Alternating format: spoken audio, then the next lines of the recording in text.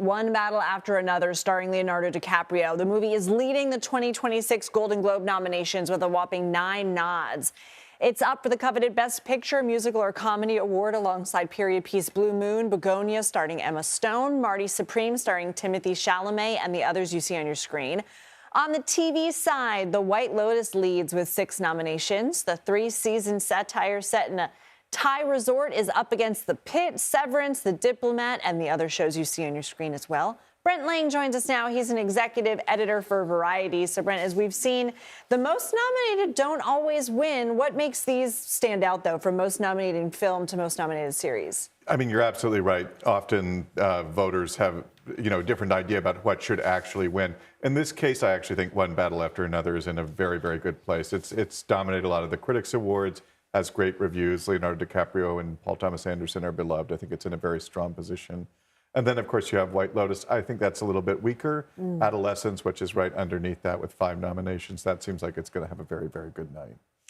Best Podcast is a new award this year.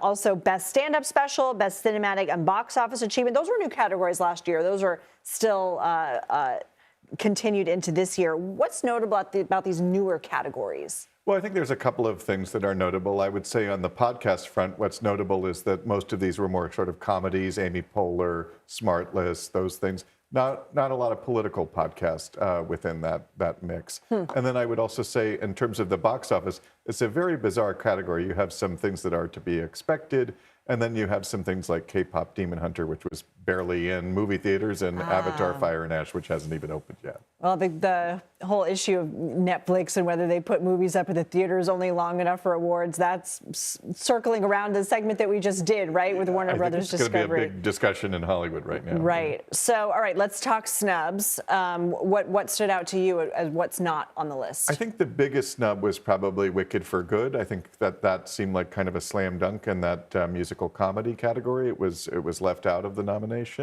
That probably doesn't bode well for its Oscar chances. And then also Jay Kelly in Netflix. And then you had a number of big names like Gwyneth Paltrow, Jennifer Lopez being overlooked, and some HBO shows like Task and The Gilded Age, which really came up empty-handed. And I think a lot of people were expecting that they would do a lot better. Interesting. All right, Brent Lang, thanks for breaking it down for us. You can catch the 83rd Annual Golden Globe Awards right here on CBS and Paramount Plus, Sunday, January 11th. Coverage starts at 8 p.m. Eastern.